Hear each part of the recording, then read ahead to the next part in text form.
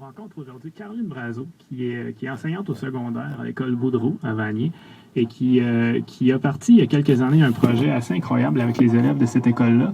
Il faut le dire, c'est une école pour raccrocheurs. Et son projet en est devenu un organisme à but non lucratif. On va passer tout de suite à l'entrevue. Bonjour Caroline. Bonjour Maxime. Ça va bien? Oui, ça va très bien, toi-même. Bienvenue à l'émission. Merci. Donc, tu es fondatrice, si on veut, de l'organisme Veto. Exactement. Est-ce que tu peux nous dire d'où est parti Veto? Oh, Veto, il est parti dans ma tête il y a à peu près 4 ans, en fait. Pendant 2 ans, j'ai organisé des voyages humanitaires avec les élèves de l'école secondaire Boudreau où j'enseigne. Puis j'ai tellement adoré l'expérience parce que je trouvais que c'était un rapport gagnant-gagnant dans le sens où on a toujours l'idée qu'on va aider une communauté là-bas, sauf que d'abord et avant tout, on se vient en aide à soi-même. Donc, je trouvais que c'était vraiment gagnant-gagnant. Et il y a de cela 1 an, j'ai décidé que ça allait déborder le cadre de l'école, si tu veux, en créant l'organisme à but non lucratif Veto. OK. Tu dis que c'est gagnant-gagnant, d'autant plus que les élèves que vous avez à l'école Boudreau, c'est pas des élèves comme on est habitué d'avoir dans toutes les écoles secondaires. Quel genre de clientèle fréquente l'école? La clientèle de l'école varie en ce sens où on accueille des jeunes qui ont entre 16 et à peu près 30 ans. Et il y a une caractéristique qui semble commune. Ce sont des jeunes qui ont éprouvé un parcours scolaire assez chaotique dans l'ensemble, qui ont éprouvé toutes sortes de difficultés et qui ont eu vraiment de la difficulté à être motivés à poursuivre leurs études. Souvent, ils sont en continuité quand on les accueille, mais ils peuvent aussi avoir abandonné pendant quelques années. OK. C'est des élèves qui viennent terminer leur secondaire. Exactement, oui. OK. Fait qu'est-ce que tu fais au juste avec ces élèves-là? Donc, tu dis que tu organises des voyages, mais ça doit aller au-delà de l'organisation. Ça doit se faire sur l'année scolaire au complet. Exactement. Comme par exemple, pour le projet de l'année prochaine, le projet de l'an prochain va s'effectuer de mi-juillet à mi-août. Et on a déjà commencé le recrutement pour le projet de l'année prochaine. Il est terminé. Et en fait, ça nous laisse 1 an pour mettre sur pied diverses activités de financement décidées, organisées par ces jeunes-là. Donc, je trouve que ça leur permet aussi de développer plein de qualités entrepreneuriales comme l'estime d'eux-mêmes, la confiance en eux, etc. Parce qu'ils ont beaucoup de démarchage à faire pendant cette année-là là, pour pouvoir parvenir à partir. OK. Pour un projet comme celui dont tu parles, combien d'élèves environ par année est-ce que vous acceptez? Cette année-là, on en a 10. OK. 10 élèves. Oui. Puis, vous allez dans quel pays? Pour l'an prochain, en fait, on s'en va en Jamaïque, qui est un petit pays de 2,5 millions d'habitants. Puis on s'en va dans un petit village, là, vraiment un petit village de pêcheurs, qui a à peu près 800 habitants là-bas pendant 1 mois l'été prochain.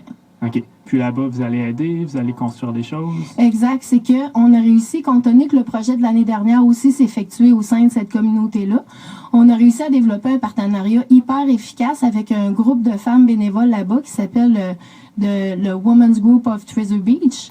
Et en fait, avec elle, on va organiser, superviser et gérer un camp d'été pour les enfants défavorisés.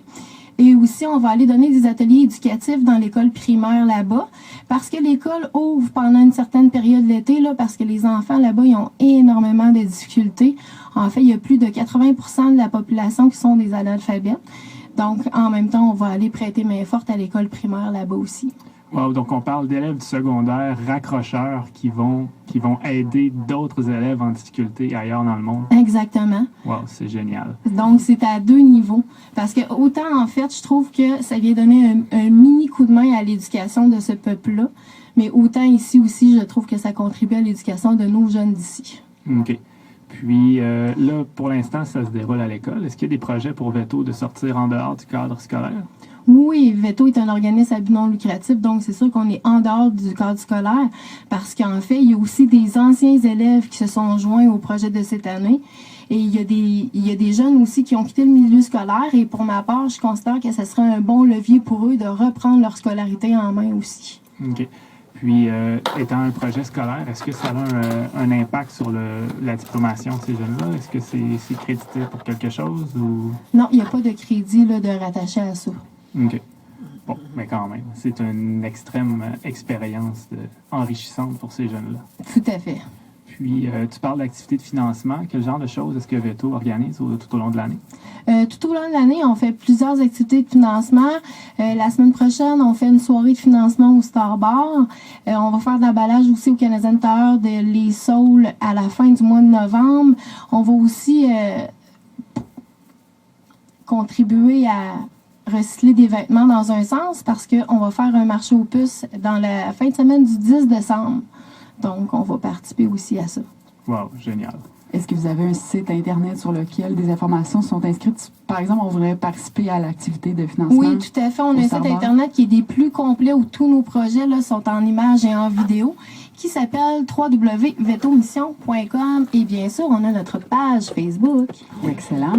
Donc, le lien vers vetomission.com et le lien vers la page Facebook vont être sur la page Québec Thème du blog de Chiz, au chiz.ca, dès tout à l'heure. Merci.